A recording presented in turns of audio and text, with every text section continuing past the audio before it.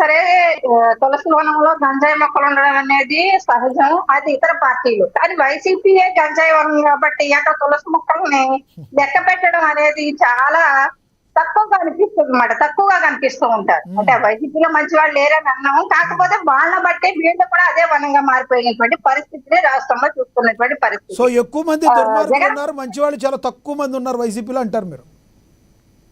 Sir, అందరూ దుర్మార్గులని పెద్ద step నేను, కాకపోతే క్రిమినల్స్ ని ప్రోత్సహించేటువంటి వ్యక్తులు ఎవరైతే ఉంటారో వాళ్ళకి కూడా అదే అంటువ్యాధిలాగా అంటుకునేటువంటి పరిస్థితి ఉంటుంది. వైసీపీలో జరుగుతున్నటువంటి ప్రజెంట్ సిచ్యువేషన్ కూడా అటువంటిదే.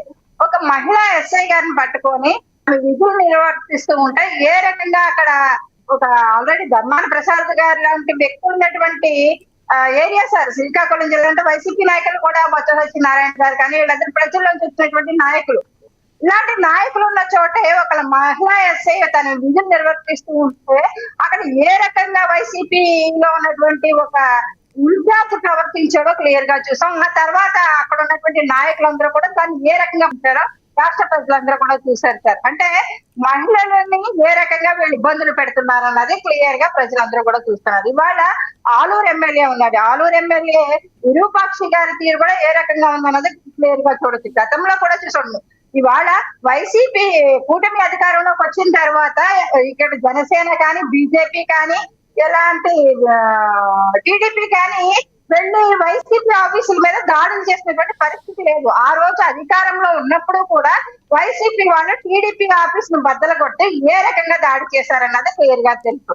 అలాగే ఇప్పుడు గ్రామ సభ ఇచ్చినందుకు అక్కడ ప్రజలు ఇబ్బంది పెడుతూ ఉంటే వైసీపీ వాళ్ళని పలకరించడానికని పవన్ కళ్యాణ్ గారు వాళ్ళు అండగా నిలబడడానికి పవన్ కళ్యాణ్ గారు వెళ్తుంటే పార్టీ ఆఫీస్ లోకే చుట్టూరు ఈ పోలీసులతో పహారా కాయించి ఏ రకంగా ఆ రోజు పవన్ కళ్యాణ్ గారిని అడ్డుకున్నారన్నది కూడా ప్రజలందరూ చూశారు. కానీ ఇవన్నీ కూడా వైసీపీ ఆ రోజు అధికారంలో ఉండి దుర్వినియోగం చేస్తుంది తను ఉన్నటువంటి ఒక అధికారాన్ని. అలాగే ఈ రోజు అధికారంలో లేకపోయినా సరే గాని మాకెక్కడా తక్కువ లేదు, ఎక్కడా మేము తగ్గేదేలే అన్న టైప్ లో వీళ్ళు ప్రవర్తన తీరుని రాష్ట్ర ప్రజలందరూ కూడా గమనించొచ్చు సార్. మాట్లాడితే రప్ప రప్ప అంటారు, లేకపోతే కళ్ళు మూసుకొని పడుకుంటే 3 ఏళ్ళు అయిపోతుంది ఆటోమేటిక్ గా మేము వచ్చేస్తామంటారు. అంటే పగటి కళ్ళు కానీ అదే ఏమంటారు అదే డ్రామాలో మిగతా కార్యకర్తలందరినీ కూడా ఉంచుతూ ఉన్నటువంటి పరిస్థితిని రాష్ట్రంలో ఉన్నటువంటి ప్రజలందరూ గమనిస్తున్నారు సార్. సార్, ఇక్కడ ఒక మాట చెప్తాను.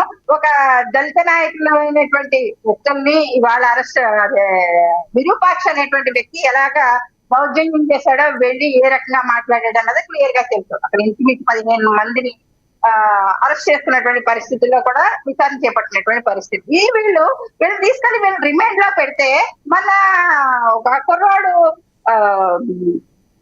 సిద్దిరప్పల రాజు గారి అబ్బాయి విషయంలో కూడా ఆయన అరెస్ట్ చేసి జైలుకి తీసుకెళ్తూ ఉంటే ఏదో ప్రజా పోరాటాలు చేసేసేసి ఏదో ఏమంటారు సంఘ సంస్థల్ని సత్యాగ్రహాలు చేసినటువంటి వ్యక్తులు అరెస్ట్ చేస్తున్నప్పుడు రోడ్డు మీదకి వచ్చి ప్రజలు కూడా గొంతు విప్పుతారు సార్. కానీ వైసీపీ నాయకులే వచ్చి అక్కడ హంగామా సృష్టిస్తూ అక్కడ జరగకూడదు ఏదో జరిగిపోతుంది, అరెస్టులు అనేవి చేయకూడదు. అంటే తప్పులు చేస్తే మాత్రం రాజకీయ నాయకులు మాజీ ఎమ్మెల్యేలు ఎంపీలుగా చేసిన వాళ్ళు వీళ్ళందరికీ కూడా మంత్రులుగా చేసిన వాళ్ళకి మినహాయింపు ఉంటుందా సార్? అక్కడ ఆయన కొడుకుని రక్షించుకోవడం కోసం వేరే అబ్బాయిని బలి చేయడానికి, వేరే కుటుంబాన్ని బలి చేయడానికి సిద్దిరప్పల రాజు గారు అక్కడ ప్రయత్నించిన ఆధారాలతో పాటు సీసీ ఫుటేజ్ తో పాటు అక్కడ ఉన్నటువంటి పోలీస్ వ్యవస్థలో ఉన్నటువంటి వ్యక్తులందరూ కూడా దాన్ని గమనించి ఆధారాలు దొరికిన తర్వాత కూడా అరెస్టులు చేయకూడదు అని చెప్పడానికి వీళ్ళకి ఏమన్నా స్పెషల్ రాజ్యాంగం ఉందని మాట్లాడితే రెడ్ బుక్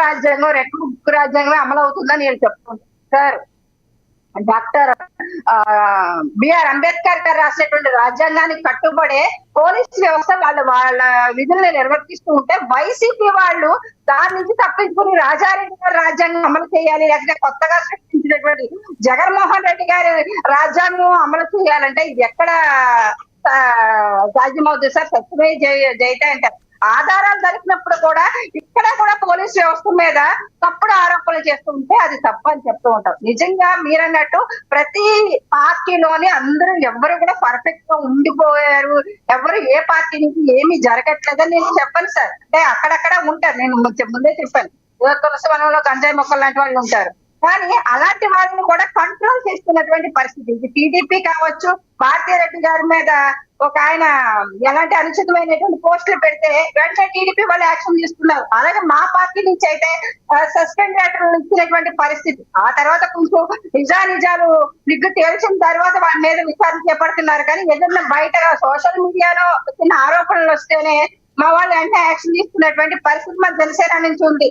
అలాంటి పరిస్థితుల్లో ఇక్కడ వైఎస్ఆర్సీపీ పార్టీ ఎందుకు కంట్రోల్ చేయలేకపోతుంది? ఒక ఎమ్మెల్యే స్థానంలో ఉన్నటువంటి వ్యక్తులు కానీ, మాజీ ఎమ్మెల్యే మంత్రులుగా చేసినటువంటి వ్యక్తులను కానీ, ఇలాంటి వాళ్ళందరినీ కూడా ఎందుకు కట్టడి చేయలేకపోతుంది? అంటే దీని నుంచి ఏమనుకున్నారంటే ప్రజలు కూడా మాట్లాడుకునేది ఒక రకంగా జగన్మోహన్ రెడ్డి గారే బ్యాక్ నుంచి రెచ్చగొట్టి పంపిస్తున్నారా, లేకపోతే సజ్జలా గారే స్క్రిప్ట్ పంపిస్తున్నారా అన్నటువంటి చర్చ కూడా జరుగుతూ ఉంది సార్. ఇవాళ ఈ విరూపాక్ష అనేటువంటి ఎమ్మెల్యేని అరెస్ట్ జరిగినందుకు ఆ వైఎస్ఆర్సీపీ పార్టీకి సంబంధించినటువంటి నేతలు, కార్యకర్తలు వీళ్ళందరూ వచ్చి హంగామా సృష్టిస్తూ ఉన్నారు ఎక్కడికక్కడ. కానీ అది కాన్స్టిట్యూన్సీలో కావచ్చు, ఆయా జిల్లాల్లో కావచ్చు, అక్కడ అలజడులు చోటు చేసుకునేటువంటి పరిస్థితి ఉంటుంది. అలాంటప్పుడు ఖచ్చితంగా పోలీసు వారు వాళ్ళు యాక్షన్ తీసుకుంటారు. అంటే గొడవలు రెచ్చగొట్టుకుంటూ వెళ్ళిపోతూ ఉంటే వాళ్ళు కంట్రోల్ చేసేటువంటి బాధ్యత శాంతి భద్రతలకు విఘాతం కలిగించకుండా ఉండాలి. కాబట్టి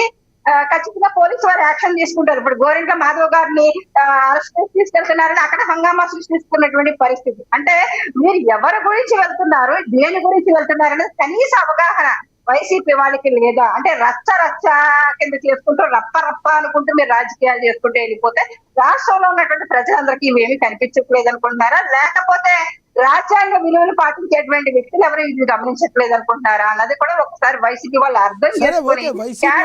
మీరు తులసివనము గంజాయి మొక్క అన్నారు, మరి అదేదో గంజాయి మొక్కలు ఉన్న మీ కూటమి ప్రభుత్వంలో గంజాయి మొక్కల పరిస్థితి ఏంటి? తాతంశెట్టి నాగేంద్ర గారి పార్టీలో ఉన్నట్టా లేనట్టా? అరవ శ్రీధర్ గారు పార్టీలో ఉన్నట్టా లేనట్టా? లేదంటే ఆయన మీద ఎంక్వైరీ ఏమైనా నడుస్తుందా? టీడీపీ గురించే మనం కొంతమంది ఏళ్ల మీద లెక్కేసే వాళ్ళు దానిలో కూడా ఉన్నారు మహానుభావులు. కాబట్టి ప్రజలకి ఇది మంచిది కాదు, ప్రజాస్వామ్యానికి మంచిది కాదు అంటున్నారు. ప్రధానంగా చెప్పండి, తాతంశెట్టి నాగేంద్ర గారి మీద ఎలాంటి ఇవి తీసుకున్నారు మీ పార్టీ నుంచి?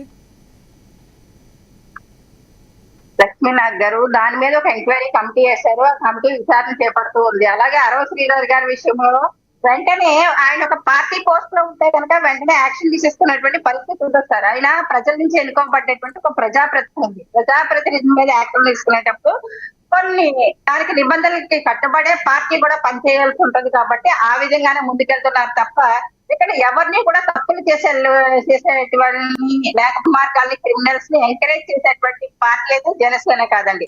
జాతీయవాదుగానే ముందుకెళ్తాము, జనం కోసమే పనిచేస్తాం. కాబట్టి అది మా పార్టీ నుంచి తప్పు చేసినా సరే కానీ మా అధినేత పవన్ కళ్యాణ్ గారు ఇప్పుడు కూడా ఉపేక్షించరు. గతంలో కొంతమంది మీద యాక్షన్ తీసుకున్నటువంటి ఆ ప్రస్తావనలు కూడా మీరు ప్రస్తావించుంటే కనుక మేము హ్యాపీగా ఫీల్ అయ్యి ఉండేవాళ్ళం. రైట్. ఎలా ఉంది మీ పవన్ కళ్యాణ్ గారి యొక్క ఆరోగ్య పరిస్థితి ప్రెసెంట్? ఆయన ఒంటి చేత్తో కూడా వర్క్లు ఆపకుండా చేస్తున్నట్టుగా మరి బయట విజువల్స్లో చూడొచ్చు, మనం సోషల్ మీడియాలో చూడొచ్చు. ఆయన యాక్టివ్గా ఉన్నట్టుంది. ఎలా ఉంది ఆయన పరిస్థితి?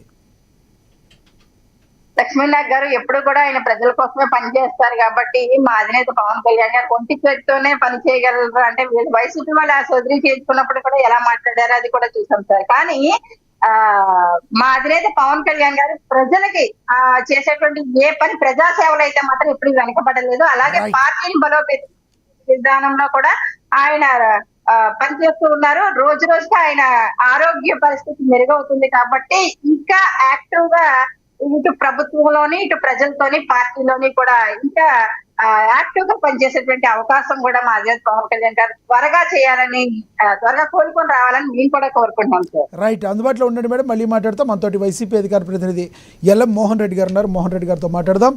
మోహన్ రెడ్డి గారు నమస్తే సార్. లక్ష్మీనాథ్ గారు, మీకు, శ్రీనివాస్ చౌదరి గారికి, అదేవిధంగా కృష్ణవేణి గారికి, అయ్యప్ప గారికి, చూస్తున్న వీక్షకులకు అందరికీ పేరు పేరున ఉదయపూర్వకంగా నమస్కారాలు అండి. రైట్. ఏదైతే వైసీపీ మాజీ మంత్రులు కొంతమంది కానీ నేతలు గారి వలన జగన్మోహన్ రెడ్డి గారు ఇబ్బంది పడుతున్నారు అని మాట్లాడుతున్న వారి మాటల్లో వాస్తవం ఉందంటారా? జగన్మోహన్ రెడ్డి గారు ఇబ్బంది పడుతున్నారంటే పడుతుంటారు. ఎట్లా ఇబ్బంది పడుతున్నారంటే, మా పార్టీలో ఎవరు యాక్టివ్ గా పనిచేస్తున్నారో